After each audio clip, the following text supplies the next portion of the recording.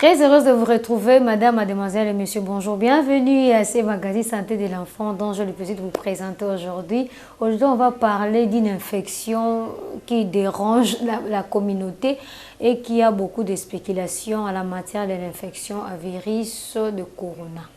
Alors, cette infection dérange beaucoup de familles. Pour les femmes qui voyagent, il se pose vraiment un problème. Aujourd'hui, nous sommes déplacés vers un spécialiste à la matière, à la personne du docteur Gloire Mbayabo. Il va nous expliquer, nous donner quelques mesures à faire au cas où la RDC serait attaquée de cette maladie que je vous invite à suivre.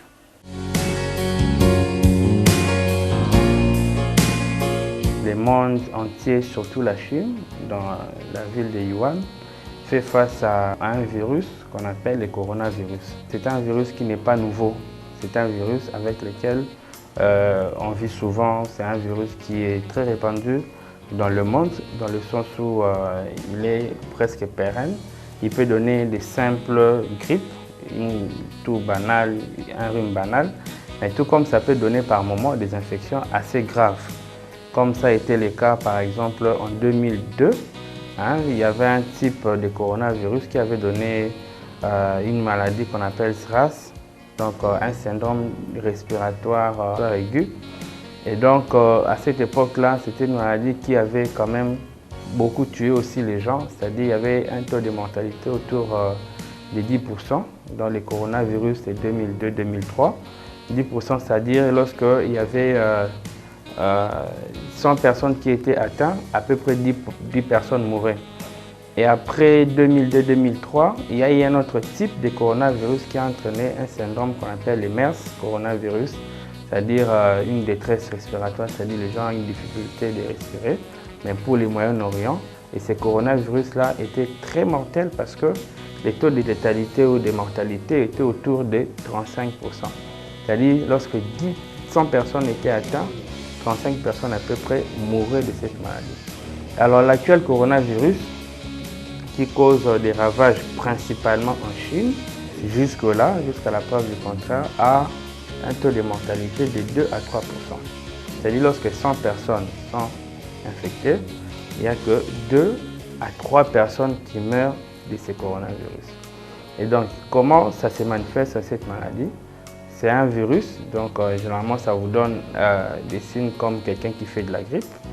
Donc vous avez la toux, quelqu'un il tousse, il fait de la fièvre, il peut avoir des maux de gorge, il a mal à la gorge quand il avale la salive ou quand il essaie de manger. Mais il peut aussi avoir de la fatigue extrême et même développer un problème respiratoire, c'est-à-dire avoir du mal à respirer. C'est généralement ça qui conduit vers la mort. On voit très bien que le présent coronavirus est moins mortel que le coronavirus passé de 2002 et de 2012. Qu'à cela ne tienne, nous devons quand même respecter les mesures de protection pour éviter d'être contaminés.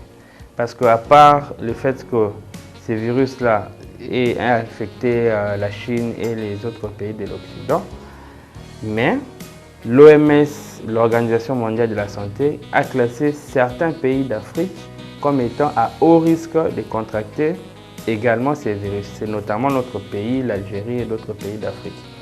Et dans notre pays est à risque de contracter cette maladie, l'infection à coronavirus. Pour cela, nous devons déjà prendre certaines mesures pour éviter, pour se protéger contre ces virus si jamais ça arrivait dans notre milieu. Et ces mesures de protection sont les mesures les plus couramment recommandées aux patients, notamment quand quelqu'un a la grippe, on demande à ce qu'il mette un masque. Lorsqu'il doit tousser, il doit tousser sur un papier mouchoir et puis jette directement les papiers mouchoirs ou bien sur un mouchoir à usage unique qu'il doit jeter. Nous devons nous laver les mains régulièrement avant de manger. Donc ce sont des mesures d'hygiène habituelles que nous avons toujours qui nous permettra d'éviter contre la transmission des virus, parce que le virus se transmet d'une personne à une autre. C'est un virus qui se transmet par des objets contaminés. Par exemple, si quelqu'un avait toussé au niveau de ses mains et qu'il a le virus, il peut vous contaminer. Ou si ses papiers mouchoirs, ses salives, quand il tousse, il vous atteint, vous pouvez être contaminé. Et pour ça, il faut respecter les mesures de protection. Pour l'instant, il n'y a pas de médicaments, ni même le vaccin contre ces virus. Ce sont les mesures de protection contre la contamination qui nous permettent d'éviter cette contamination-là. Mais on a remarqué que ce sont des personnes vulnérables qui ont déjà une certaine vulnérabilité, c'est-à-dire qu'ils ont déjà une certaine faiblesse de l'organisme et de leur corps au préalable avant même de contracter ces virus qui meurent facilement. Par exemple, là on voit des personnes très âgées et on voit aussi des petits enfants. Donc les enfants sont quand même assez un peu fragiles par rapport aux adultes qui sont en bonne santé et tout pour facilement mourir de cette maladie, de cette infection coronavirus.